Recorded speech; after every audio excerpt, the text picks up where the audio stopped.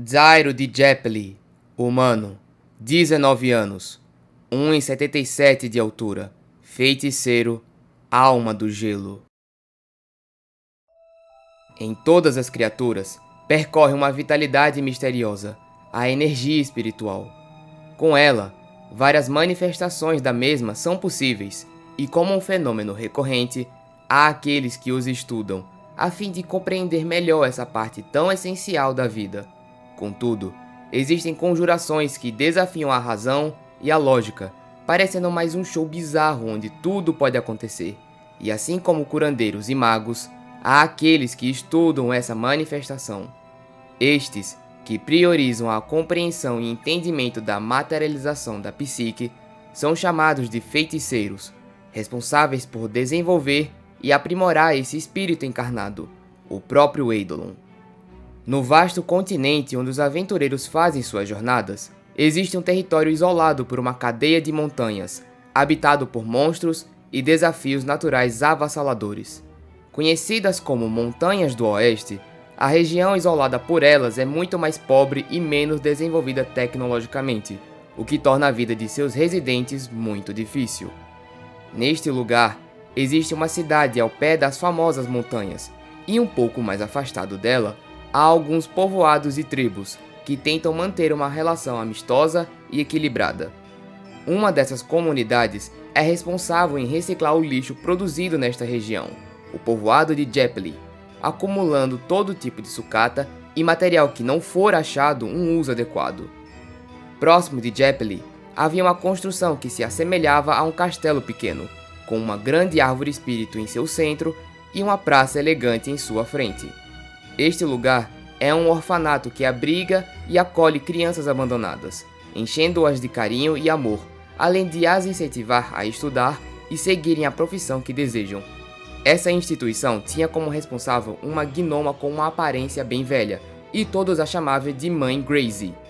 Ela era um amor de pessoa, extremamente doce e gentil, mas quando precisava, não media esforços para disciplinar suas crianças.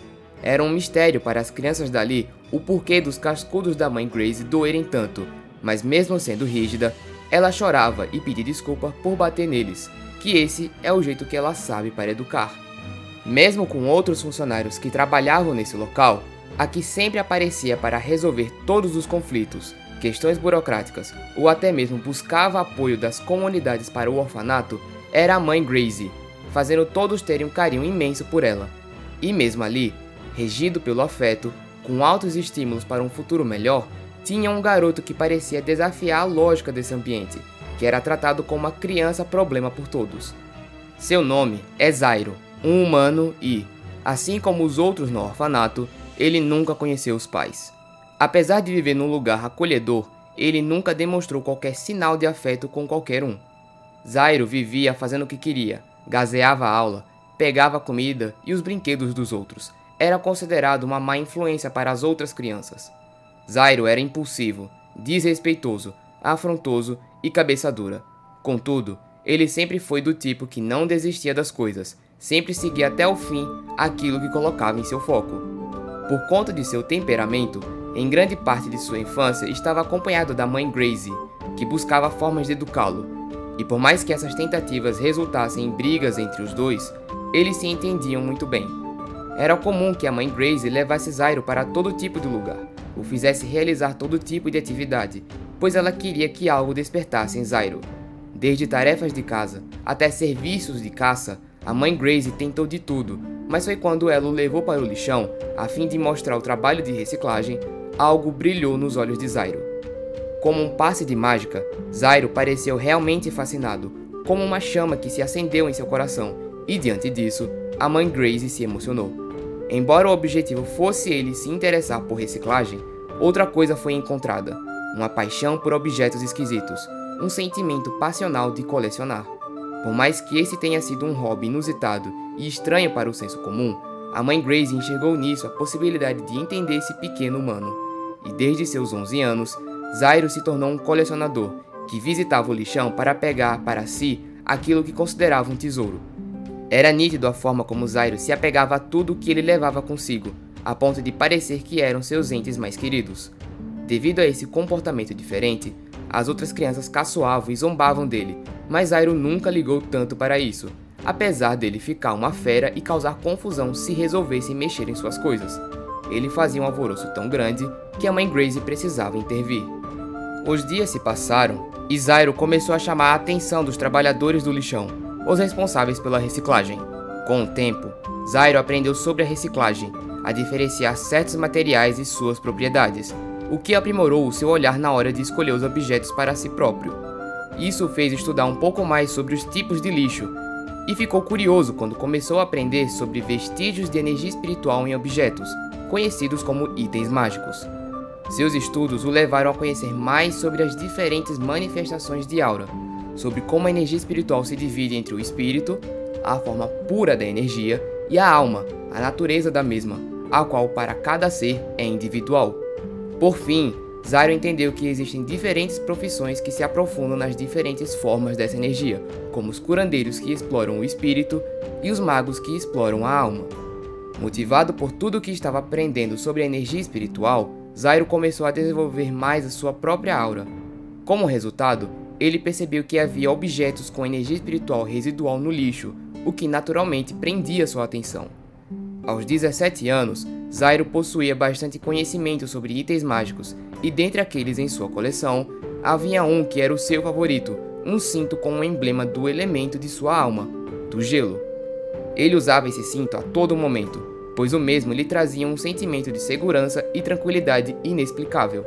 Porém, às vezes parecia que Zairo pressentia quando algo iria acontecer, desde comer um pão estragado até a ameaça de uma criatura, e esses eventos sobrenaturais tiveram início após ele obter esse cinto. Certa vez, ele pressentiu que uma catástrofe surgiria e afetaria todas as comunidades da região. Um dia, houve a falta de um participante e o atraso de muitos nas frequentes reuniões dos representantes da região. De acordo com os relatos, alguns monstros humanoides extremamente fortes apareceram, causando destruição e deixando uma trilha de sangue por onde passam, sendo considerados um perigo mortal. São criaturas que não apresentam qualquer sinal de inteligência, contudo, parecem ter um instinto, algo que os faz atacar onde há concentração de pessoas. Por mais que esse assunto tenha sido mantido em sigilo, não durou muito até que alguns desses monstros surgissem próximo ao orfanato, atacando funcionários e crianças. Por mais que a mãe Gracie tenha chegado e neutralizado a ameaça, antes que mais vítimas fossem feitas, vidas foram perdidas naquele dia, e todos no orfanato sentiram esse luto. Ainda que não sentisse o mesmo que os outros, Zairo ficou interessado no comportamento desses seres, pois eles parecem ter uma energia espiritual muito mais densa do que outras criaturas e monstros. Após a mãe Gracie explicar a situação para todos e detalhar o que eles devem fazer, Zairo foi conversar com ela para contar o que planeja. Ela então diz que irá com ele, pois essas criaturas são um perigo extremo, e com isso, os dois vão à procura desses monstros. Explorando os arredores, eles avistam 3 daqueles seres assustadores e, de modo furtivo, começam a estudar seus comportamentos. Em suas análises, eles aprendem que cada uma dessas criaturas é muito única. Uns são mais altos, outros são mais fortes, outros mais velozes e outros mais perceptivos. A parte mais bizarra é que eles não possuem os mesmos elementos em suas almas, como a grande maioria das espécies das criaturas. Temendo o pior, a mãe Gracie fala para Zairo que é melhor voltarem, e mesmo relutante, ele concorda. Enquanto tentam sair dali, Zairo tem outro de seus pressentimentos, de que uma tragédia está por vir, e ainda que não tenha feito nenhum barulho, quando olham para os monstros, os mesmos estão encarando de volta. Aquelas aberrações notaram a presença da mãe Gracie e de Zairo, e começaram a avançar na direção deles. Como se já estivesse acostumada, a mãe Gracie desfere um soco nos 3 monstros, deixando-os sem equilíbrio por um momento, dizendo que Zairo deveria aproveitar a abertura para fugir, e assim ele faz. Contudo, uma das criaturas se recupera antes do esperado e avança na direção de Zairo, indo mais rápido do que a mãe Gracie conseguia. E então, instantes antes de ser atingido, Zairo consegue perceber todo o poder mortal que há na energia densa dessas criaturas, toda a sua capacidade destrutiva.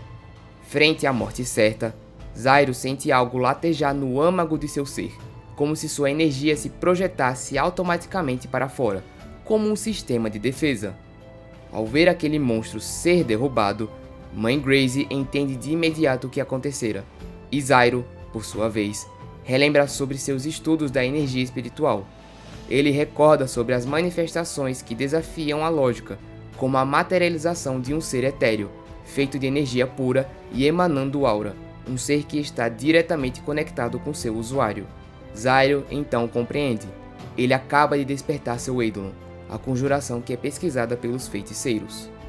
Então, Zyro começa a raciocinar os motivos desse despertar, e ele começa a entender que pode haver uma ligação com esses monstros. Ao dizer para a Mãe Grace que ele precisa voltar para o orfanato, a Mãe Grace nota que Zyro percebeu algo e então diz que vai ficar e derrotar os monstros dali. Zyro corre de volta para o orfanato e ao chegar, ele ignora todos que perguntam sobre a Mãe Grace ou sobre como foi lá fora. Ao ficar diante da grande árvore espírito, Zyro ateia fogo nela e quase que automaticamente os outros ali tentaram apagá-lo, porém ninguém conseguia se aproximar, quase como se fossem detidos por uma força invisível. Com o desespero tomando conta, todos no orfanato começam a fugir, gritando que Zyro era um ingrato com a Mãe Grace, que era insensível por incendiar o lar de todos, que era um monstro.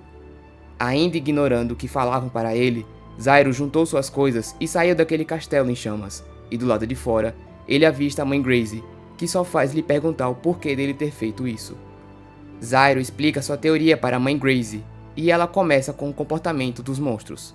Eles atacam onde há concentração de pessoas, o que, em outras palavras, significa grandes concentrações de energia espiritual. Disso, surgiu o palpite de que essas criaturas possam ser atraídas por aqueles que possuem um espírito forte, catalisadores de aura ou itens mágicos. Com isso em mente, Zyro precisava verificar algo, e teve suas suspeitas comprovadas quando ficou de frente para a grande árvore espírito, pois ela é uma grande produtora de energia espiritual natural. Essa energia ressoa e se conecta com os seres próximos, principalmente aqueles que passam muito tempo em contato, e o resultado disso é um efeito próximo a de uma luz muito brilhante numa noite escura, atraindo muitos insetos para perto, ou seja, esses monstros. Zyro diz que pensou nessa hipótese por conta de seu cinto ser um item mágico, e o fato de seu Eidolon ter despertado comprova que o mesmo possui uma energia espiritual especial, o que é uma das condições para o surgimento de um Eidolon, a exposição a uma energia mística e desconhecida, seja ela em um local ou objeto. Zyro complementa que ele só ajudaria a compor esse chamariz se estiver junto de todos, e por conta disso, irá partir em uma jornada. A Mãe Grace compreende e então pergunta por que ele decidiu ajudar essas pessoas, já que ele não possui afeto por elas.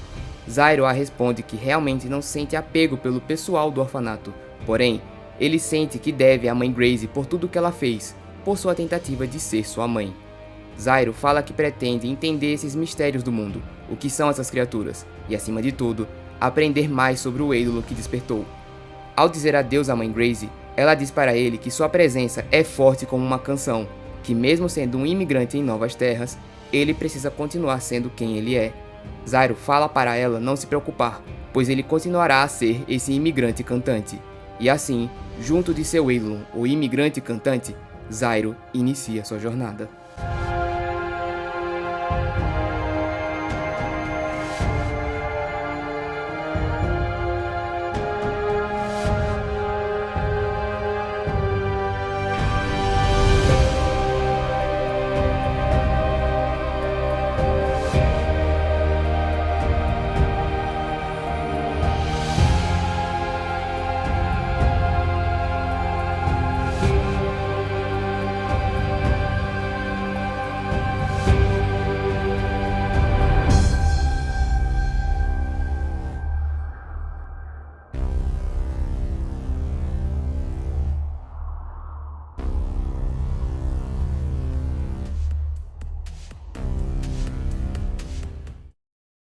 Caso você queira me ajudar com Elemental Souls, um sistema de magia para RPG de mesa, estarei deixando na descrição o link para o meu Catarse, onde você poderá me apoiar com qualquer valor. E ainda poderá resgatar uma recompensa com o link de um documento contendo as regras desse mesmo sistema, em sua versão beta, que será atualizado à medida que finalizo as regras e as explico em vídeo.